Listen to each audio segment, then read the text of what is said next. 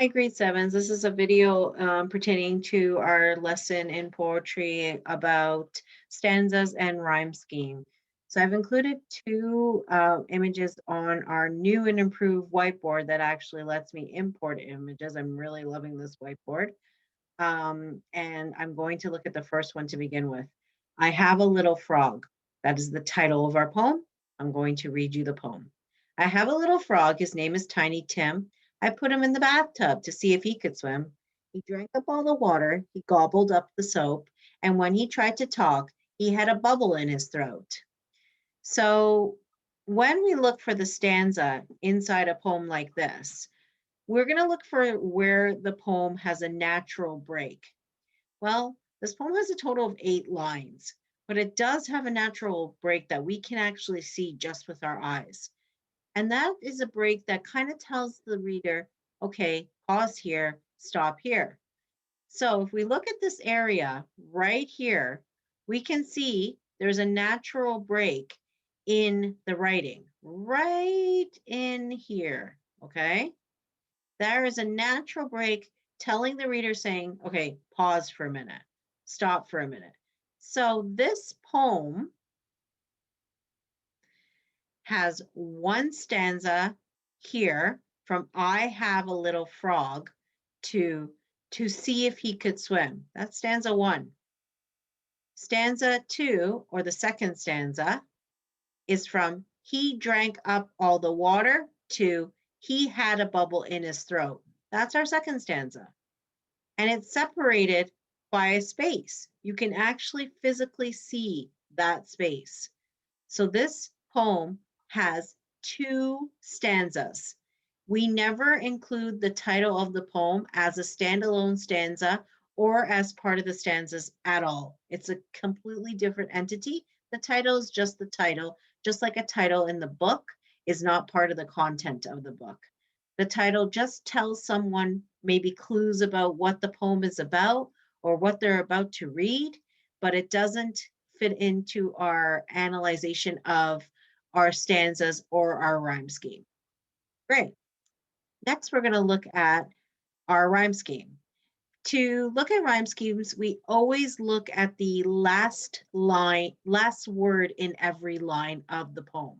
Always the last word. So we don't care if there's rhyming somewhere in between here. It's always the last letter, last word in each line. And that's because when we have rhyming words at the end of each line, it almost becomes like a melody when you say it, or a very evident pattern. So as I read the first stanza, listen for that. I have a little frog. His name is Tiny Tim. I put him in the bathtub to see if he could swim. As you can see, every time I read a line, you can kind of tell when I have reached the end of that line, even if you weren't reading along with me.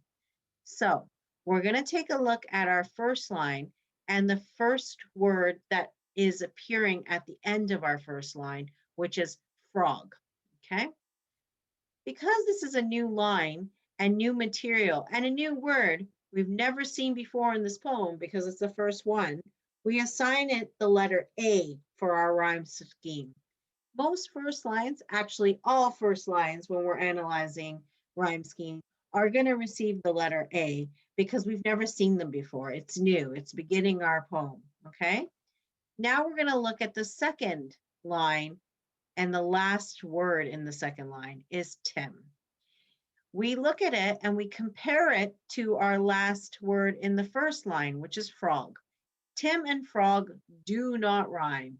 So Tim, or line B, or the second line is assigned the letter B, okay? So our rhyme scheme is now developing, and our rhyme scheme is A, B so far. I'm putting it to the side so you can write down the rhyme scheme if you need to. So the next line, the word is bathtub, bathtub, okay? We need to compare it to frog and Tim. Bathtub does not rhyme with either frog or Tim. So because of this, we're going to assign bathtub the letter C. C. Again, next letter in the alphabet. You're not going to name it You're not going to assign it the letter J because you love jelly beans. Always has to go in the order of the alphabet, okay? To see if he could swim is our last line of the stanza. Swim, same thing. We look at it, we compare it to, what just happened there? Just a second, sorry guys. Swim, you compare it to frog. Frog and swim do not rhyme. We compare it to Tim. Tim and swim. We finally have a match. Swim and Tim do rhyme. They are rhyming words, okay? All those knowledge of those years of rhyming is going to pay off big for us. So we assign this line the letter B. B matching the same line up there that had Tim. Tim and swim rhyme, so their corresponding letters have to match. Tim and swim rhyme, they both get a B, okay? So now we have a new rhyme scheme, and our new rhyme scheme is, or an updated rhyme scheme, A, B, C, D, okay? Now, you might be very tempted when you're looking at the second stanza to start off with perhaps an A again, but we don't start over the rhyme scheme, and you will find this mistake a lot if you do Google searches on how to do rhyme scheme. Because water is a new line, water doesn't rhyme with frog, Tim, bathtub, or swim. We always have to consider the rhymes that come before it. The letter is now D. This one is D, okay? I'm gonna make that a little smaller because that's really big. Okay, so this water is assigned D, okay? We're going on in our rhyme scheme. We're not starting it off again, okay? So D. Soap, soap. Does that rhyme with frog, Tim, bathtub, or swim? No. So this one gets a E. So let's put a E over here beside soap.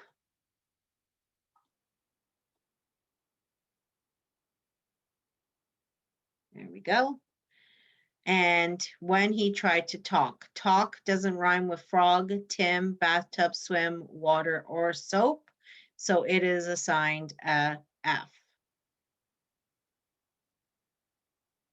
And our last line, we've reached our last line of this stanza, and we're looking at the word throat. Throat, where does it rhyme with? It doesn't rhyme with frog, Tim, bathtub, swim, water. It rhymes with soap. So throat and soap rhyme with each other, so they must be assigned a matching letter, the same letter. So throat gets the assignment of the letter E. We can update our full rhyme scheme,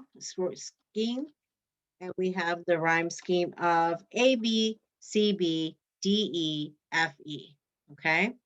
And that is our rhyme scheme for I have a little frog. So, like pulling over our resources and our knowledge of rhyme scheme and stanzas, we're going to look at a more complex poem, The Rhyme of Life. This has many stanzas, it doesn't just have two. So looking at it, take a moment to kind of guess how many stanzas this poem has.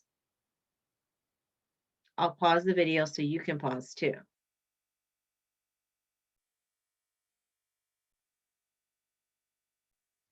Okay, so hopefully you were able to figure that out based on your knowledge from I Have a Little Frog.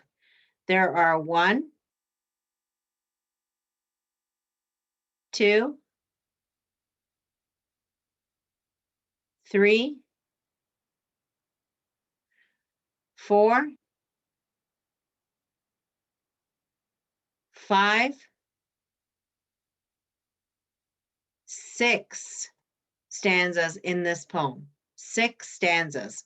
1, 2, 3, 4, 5, 6.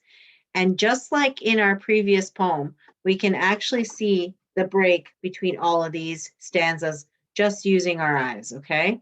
There's a natural break that appears in this poem between stanzas that look a lot like the lines in between paragraphs because they are. They are literally the place where we are asking our reader to pause or to take a breath, or we are trying to divide some of the thinking inside this poem, The Rhyme of Life. This poem is way more complicated than I Have a Little Frog. So I'm going to take you through um, each line of it. The Rhyme of Life. Okay, first line, first letter. What do we assign our first letter, our first line? A, with the first letter of the alphabet. Starts off our alphabet, starts off our rhyme scheme. Okay. In the grace of care. Care and life do not rhyme, so we need to assign it a B. To brighten days. Days does not rhyme with life or care, so we give it a C. Sorry about that.